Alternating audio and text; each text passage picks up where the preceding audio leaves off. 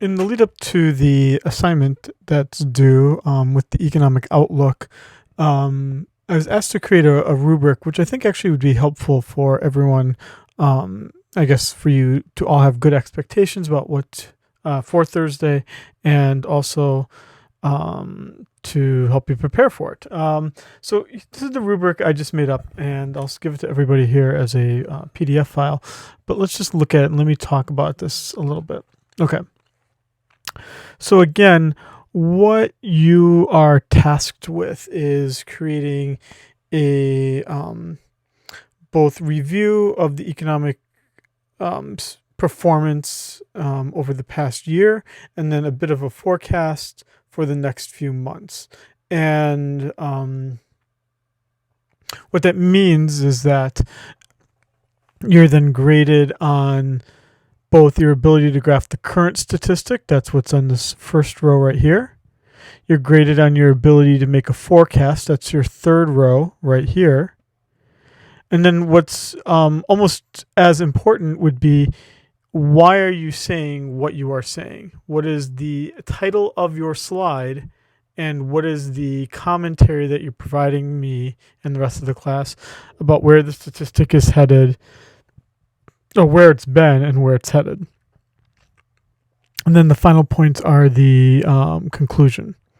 So I know I reviewed this already in class a week and a half ago, but I want to review it again just so that everyone's clear about what's expected of you on Thursday. That on Thursday, you're going to make a PowerPoint or Google slideshow, and it's going to have, on the first slide is just going to have your name, economic outlook assignment, something along those lines. But then on slides 2, 3, and 4, you are basically devoting each of those slides to one of the statistics: GDP, unemployment, and inflation. You can do them in any order you want. But on each of those slides, you're going to have a statistic and a graph. Or sorry, not a statistic. You're going to have a title and a graph. On the title will be something about where you think that statistic has been in the recent past and where you think it might go in the future. Then on that slide, you have the graph, and then you might find it helpful to, on that same slide, put down a few words so that the rest of the class has something to look at on the slide. But the idea is that you're going to be talking about it. So you don't need to have everything on the slide that you're talking about, but you're walking us through the chart. Now, what that means is that, as you see on the third row right here, it says forecasting. You have an option. When I've taught this class before, I've required that the current data be on in a graph, and that you also include the forecast on the same graph. It's important, but it's not absolutely critical. I think a very strong presentation would do that. So a very strong presentation would be really only 5 slides. And the 5 slides would be your intro slide, your 3 statistics slides, GDP, unemployment, and inflation, and then a conclusion slide. A very strong presentation would be exactly like that, where you incorporate on slides 2, 3, and 4 both the current data as well as the forecasted data. And really the only way to do that is going to be that you go into Fred to get the data, turn it into Excel format, and then in Excel or in Google Sheets, however you do it, you then incorporate the rest of the statistics for the future and then graph it out and show that graph.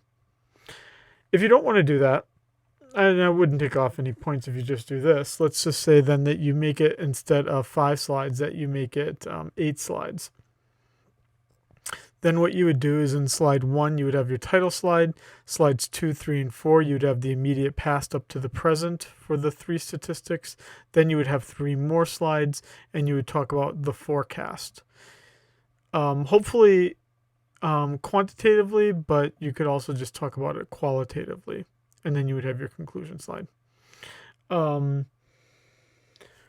Let's review again about how to do this in Fred, just so that everyone's clear. So again, I think that you would you would either have 5 slides or you would have 8 slides for your presentation. I don't want you to be spending a ton of time on it. Okay, let me go back to this.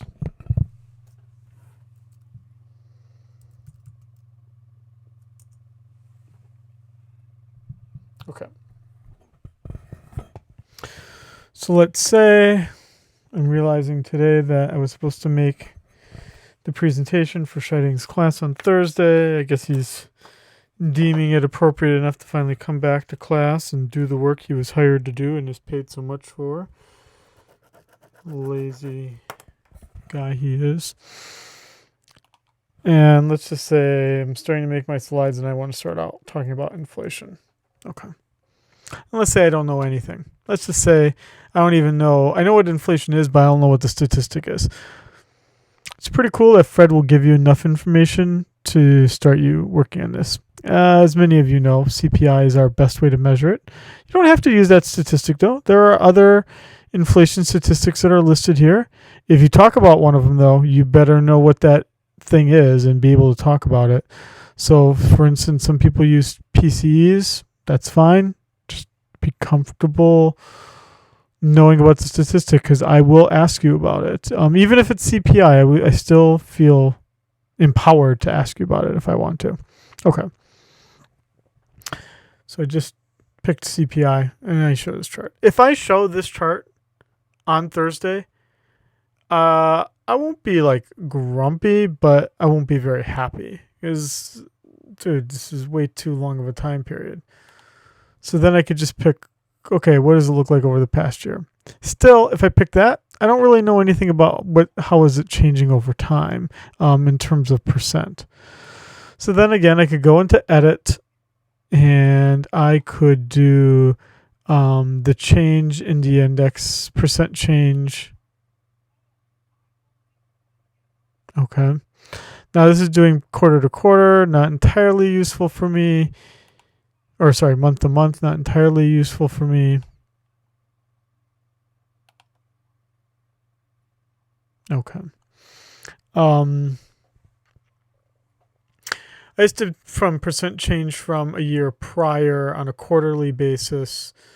I think this is one possible option. I don't want you to feel at all that you're required to be held to this.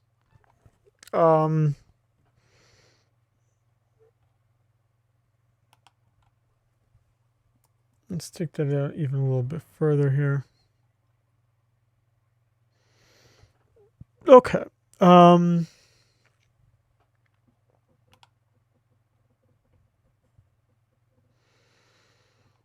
Yeah. Okay. I'll just leave it at this. If I were making this for an assignment, I'd be pretty grumpy right now because I forgot to.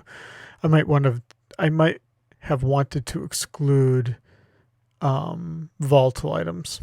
That's causing some of this weirdness here. Anyway, I can see that the inflation rate over the past 2 years has been averaging about 2% or so. Okay.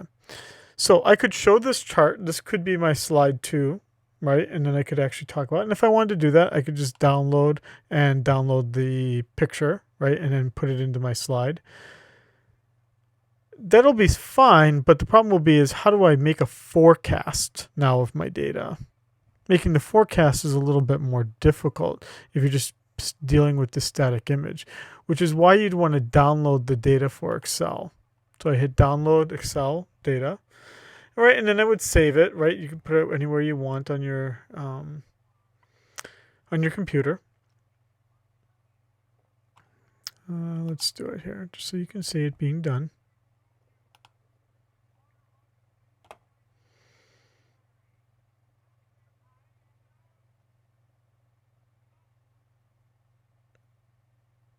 Okay.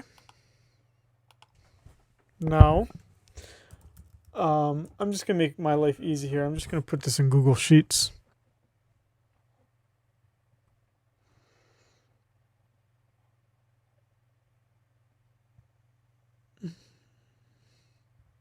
So Google Sheets is obviously the equivalent of Excel.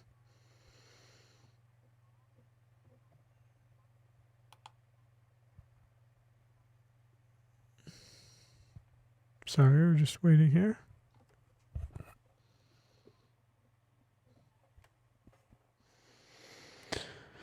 Google is working.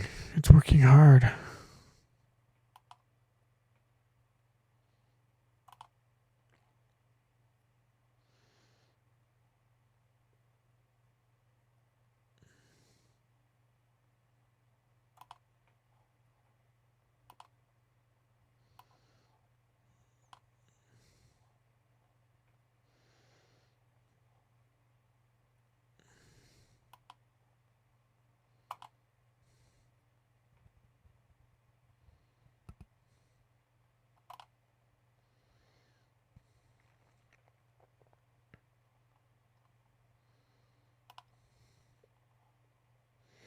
Okay, now with this data that's now been brought into Excel, I would now try to create some quarters going forward. So then what I would do is I would type in the dates for, let's say, about the next year. So I would type in 4 more quarters of data, and I now want to forecast these 4 cells. Again, you can either determine these 4 cells by either by just typing in a number based on how you personally interpret the data, or you could forecast the data. I don't want to go into that kind of detail here, but I'm going to guess.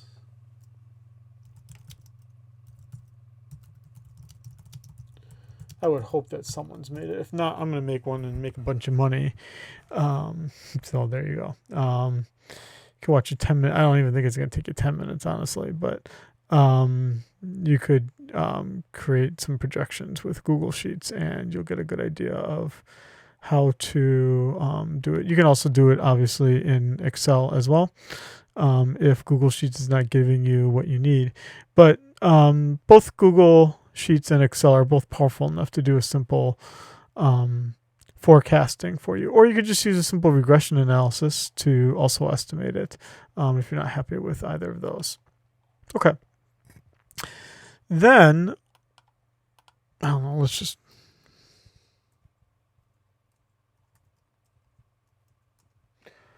So if this is what your data looks like, right, and this is what you thought, don't be unprepared if I ask you the question of why'd you say these 4 numbers?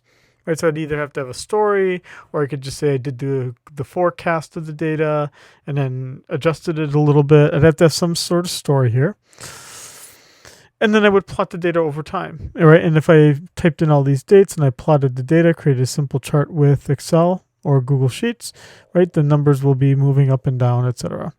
That could all be on your slide 2, or that could be, you could have the existing data for slide 2, and then you can make another slide with the data just for how you think it's going to go in the future, or you just discussing how it's going to go in the future.